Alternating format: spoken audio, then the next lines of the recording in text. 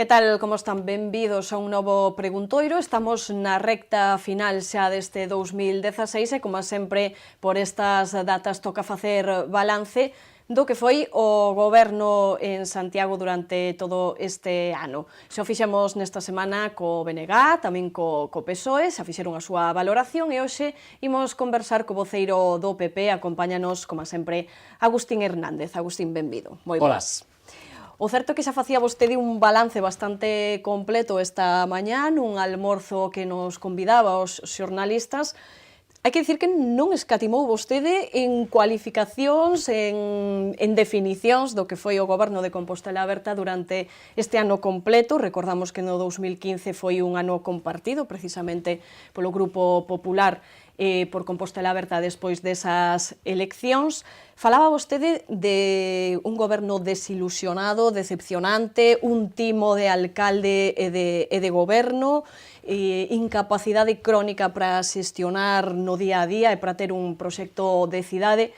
Imos ir vendo se podemos desgranar de alguna maneira estas valoracións, este balance. Quería comezar porque me explicara un pouco por que di vostede que é un goberno que crea problemas continuamente. Bueno, pois porque é un goberno que pois en expedientes e en actuacións que non deixan de ser a repetición de expedientes e de actuacións do pasado, pois a verdade é que supera o que parecería imposible, que é non ser capaz de facer o que sempre se fixo. Temos o exemplo dos comedores escolares ao longo do ano pasado, un esperpento de tramitación, con maior custe para os veciños e para o propio Concello. Temos o tema da iluminación do Nadal deste ano, non? Tamén un exemplo do que non ten que facer un goberno para tramitar un expediente que, por certo, non é novidoso, e, polo tanto, pois, a verdade é que é fácil repetir, incluso mellorar. Por suposto, temos a pista de SEO, non?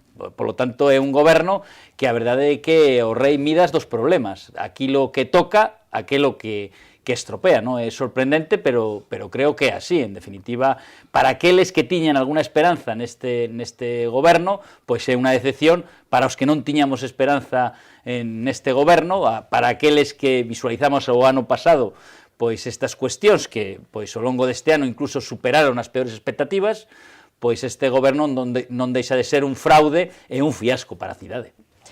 Se concretamos nalgunhas cuestións, aparte desas xestións, deses exemplos que vostede nos daba, tamén falaba das políticas que teñen que ver co ámbito turístico, co turismo, políticas sociais. Que é o máis grave que vostede ve nestes ámbitos? Pois, por exemplo, no primeiro dos ámbitos, no ámbito turístico, cesaron de xeito prexudicial para o Concello, custoso para o Concello, a xerente de Incolsa por razóns puramente ideolóxicas.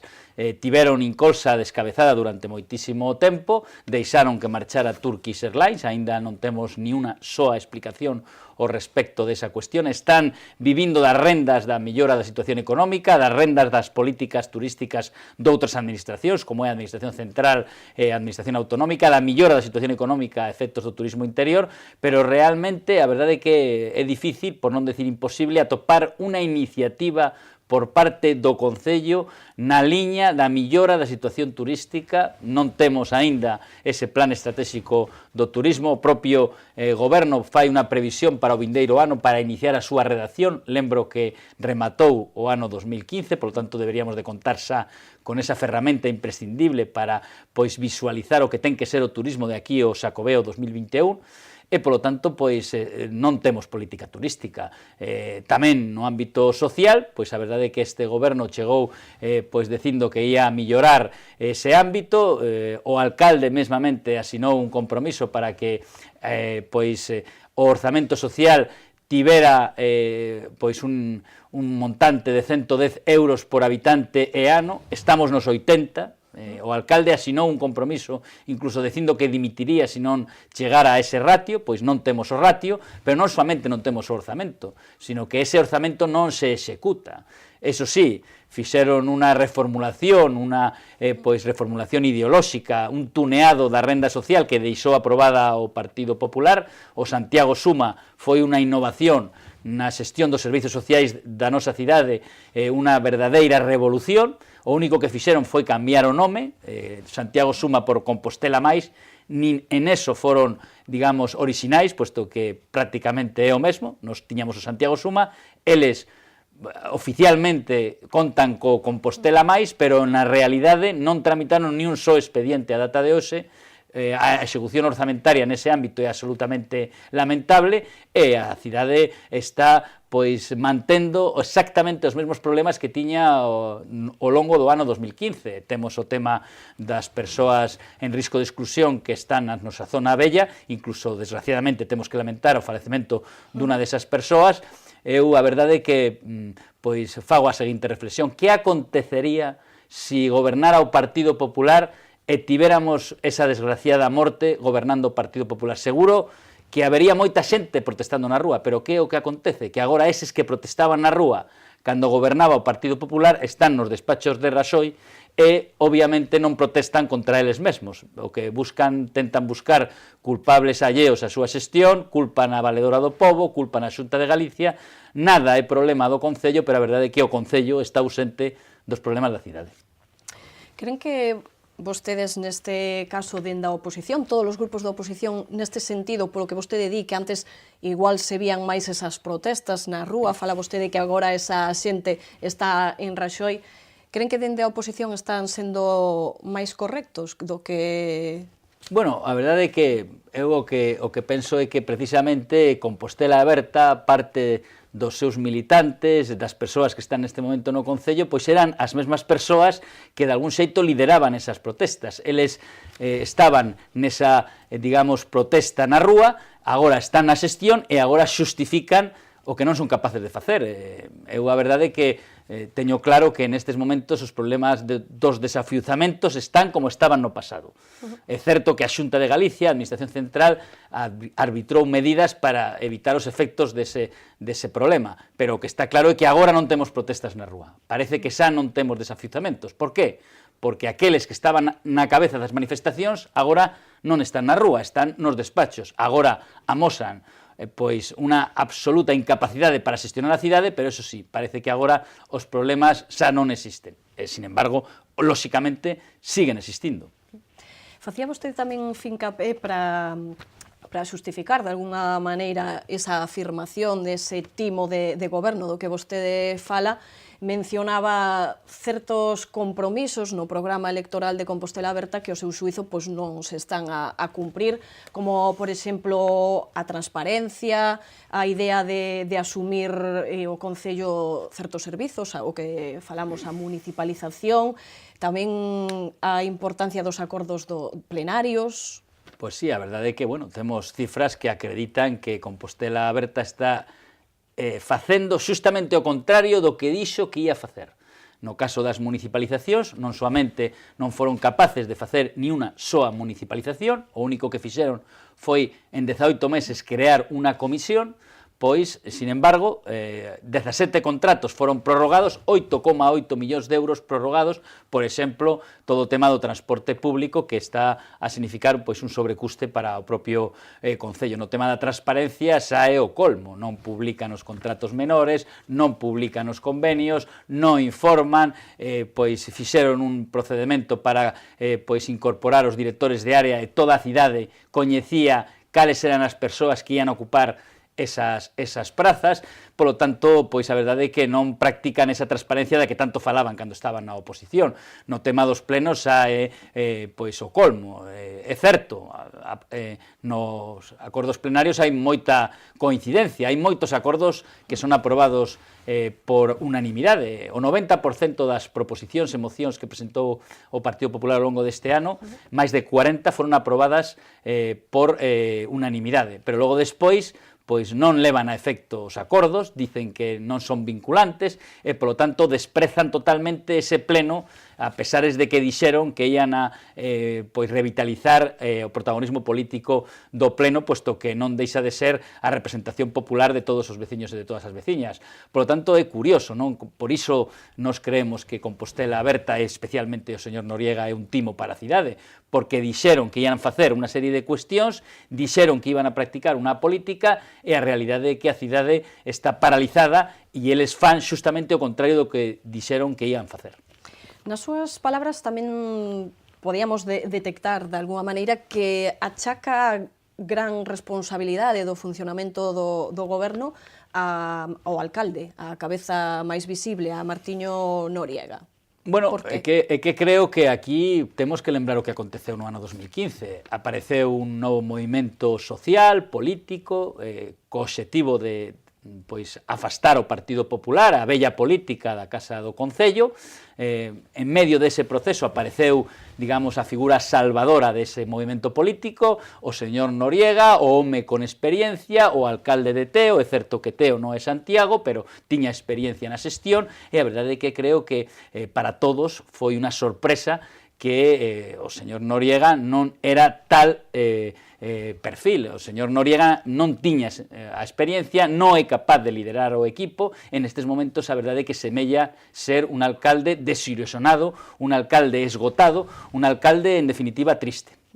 Tamén dicía que hai certa incoherencia interna, que non hai unidade entre os departamentos, entre o equipo de Martiño Noriega. Que detectan vostedes para facer esa afirmación? Bueno, nos lóxicamente detectamos que en estes momentos é un equipo absolutamente a deriva, cun concelleiro, lembro, imputado, / investigado, agora o denominamos investigado por prevaricación, un concelleiro que non fixo, digamos, cumprimento, non deu cumprimento ao seu código ético, é de eles, foi asumido por eles, e especifica claramente que neste caso, no caso de ser investigado por presuntamente beneficiar a alguén, tes que presentar a dimisión. Non presentou a dimisión, pero claro, é que nos temos claro que o señor Noriega non pode facer dimitir a un concelleiro, porque o señor Noriega non é o líder único dun grupo que é unha mistura de sensibilidades diferentes, é un grupo absolutamente descabezado, é un grupo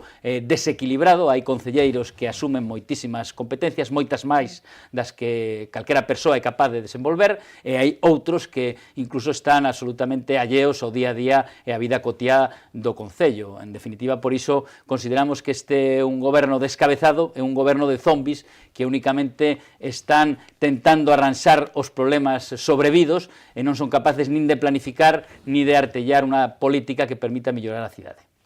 O certo que, escoitando as súas palabras estes días, como dicía ao principio, tamén escoitamos a valoración que nos facía Rubén Cela por parte do BNG e Paco Reyes por parte do PSOE. Coinciden vostedes todos en que non hai un proxecto de cidade por parte deste goberno. Unha cousa na que están de acordo toda a oposición. Creo que eso é incuestionable. Nestes momentos a cidade está ao pairo en termos marítimos, a cidade está sin rumbo, non temos capitán, e, polo tanto, está nunha situación perigosa e preocupante para poder aproveitar esta millora da economía e esta situación que, en xeral, permitiría aproveitar este impulso con carácter xeral que se está a producir en Galicia e en España en xeral para que Santiago recuperara o esplendor perdido. Sinceramente, creo que nestes momentos a cidade de Santiago é unha cidade triste, como triste a iluminación de Nadal, como triste a programación do Nadal, como triste está o alcalde. Por que consideran que este goberno, os seus integrantes, neste caso, están a facer máis propaganda do que é a súa ideoloxía, de como se formou este equipo de goberno, neste caso Compostela Aberta aquí en Santiago, fan máis propaganda que feitos reais? Por que di vostedes? En que se basea? Bueno, creo que eso témolo todos os días, por exemplo, analizando e comprobando as propias notas de prensa do goberno. Onte mesmo o goberno abriu unha nota de prensa dicindo que tiñan acadado un consenso no Pacto pola Mobilidade.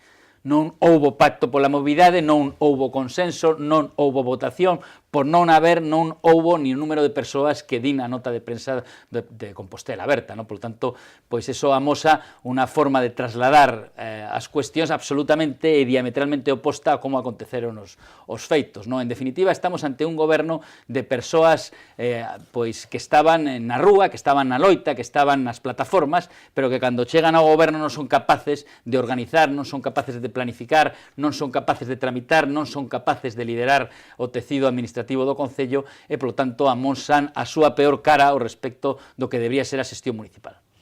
Como decía, hai bastante coincidencia na valoración que fan os tres grupos da oposición. Pregúntolle, cree vostede que é unha apreciación de vostedes que están metidos no Concello, que están moi atentos ao día a día, ou cree que tamén na rúa hai un pouco esa sensación? Bueno, a verdade é que eu paseo moito, fago moitos kilómetros por Santiago de Compostela todos os días, percibo que hai moito descontento. Creo que hai poboación que amosa a súa decepción, persoas que no seu momento tiveron pois esperanza neste novo movimento político, en Compostela Aberta, pensaban que viñan para facer pois unha xestión millor, decatáronse co paso do tempo, agora claramente, de que eso non é así, que este movimento non é capaz de xestionar correctamente a cidade. E logo despois hai moita frustración e moito enfado en moitas persoas que xa non tiñan ninguna esperanza na xestión de Compostela Aberta e que agora observan como a cidade está realmente abandonada. Estamos a falar da limpeza, estamos a falar do transporte público, estamos a falar do mantemento en xeral, estamos a falar da política cultural, estamos a falar da política turística, da política social, e que non é posible atopar un só ámbito de xestión do Concello onde poidamos decir que a cidade está millor, na política deportiva, na propia actuación do Concello en todos os ámbitos, é dicir, sinceramente, eu tópome con moitísima xente, falo con moitísima xente, e existe nestes momentos un clamor ao respecto da inacción do goberno municipal. Pois vendo esta lectura, xa é tontería que lle pregunte se hai algo positivo en todo este 2016 nesa xestión do goberno local. Bueno, temos que ser obxectivos, falar, cando hai algo positivo, témolo que decir. Por exemplo, teño que recoñecer que a campaña Compostela en Negro, a campaña para amosar o rexeitamento á violencia machista, que por desgraza, pois pegou duramente no noso Concello nas últimas datas, foi unha campaña ben artellada, asumida por moitísimos colectivos e, polo tanto, temos que valorar positivamente. A verdade é que lamento que non surdira dun consenso coa Xunta, coa FEGAM, que surdira ao marxe de actuacións que está a desenvolver tanto a Xunta de Galicia, a Administración Central e a propia FEGAM, pero en todo caso temos que recoñecer que foi unha campaña ampliamente aceptada e, polo tanto, unha campaña positiva. Eso é así e, polo tanto, temos que recoñecer que foi así. Falaba vostede antes, deixando xa un pouco o que todo este balance, que creo que quedou bastante claro pola súa parte, mencionaba ese pacto pola mobilidade e onte informábanos o concelleiro de Espazos Cidadáns, Jorge Duarte, dese pacto, dun consenso entre os distintos grupos da corporación, entre todos, en realidade, e distintas asociacións e colectivos da cidade. Un pacto que non é tal pacto, polo que nos contan dende a oposición, non houbo tal consenso. Bueno, creo que por razóns obvias o concelleiro imputado, o señor Duarte, tiña necesidade de trasladar algo positivo da súa xestión, e a verdade é que creo que pois pasouse de frenada o señor Duarte, dende o momento en que, como suliñou vostede, non houbo un pacto, é un documento absolutamente xenérico, inapropiado para presentar ao Pleno, na miña humilde opinión, posto que non ten ninguna referencia concreta, exacta e relativa ás peculiaridades de Santiago de Compostela, non foi votado, e, polo tanto, estamos ante un monólogo do señor Noriega, do señor Noriega e do señor Duarte. Probablemente o señor Duarte tiña esa urxencia para trasladar pois algo positivo da súa xestión, e fixo esa afirmación que creo que non resposta en absoluto ao que aconteceu no auditorio, por non respostar a realidade, non respostou a realidade, insisto, ni ao número de persoas que eles afirman que estiveron nesa xuntanza, e incluso teño a constancia de que hai malestar en algúns colectivos que foron convocados con 7 horas para esa xuntanza. Por lo tanto, malamente pode haber un pacto se non hai incluso ni unha convocatoria en tempo e forma, non? O certo é que sería positivo para a cidade que houbera un plan ou un proxecto de mobilidade claro, e máis positivo se todos estiveran de acordo ou todos aportaran cuestións beneficiosas para a cidade. Vostede falábanos que é un documento que non menciona especificamente a Santiago, que se podería aplicar en calquera cidade de España ou mesmo do mundo. Que votan falta? Bueno, pois votou referencias, por exemplo, ao casco histórico, a forma de aplicar unha mobilidade sostible no casco histórico, referencias á realidade viaria de Santiago.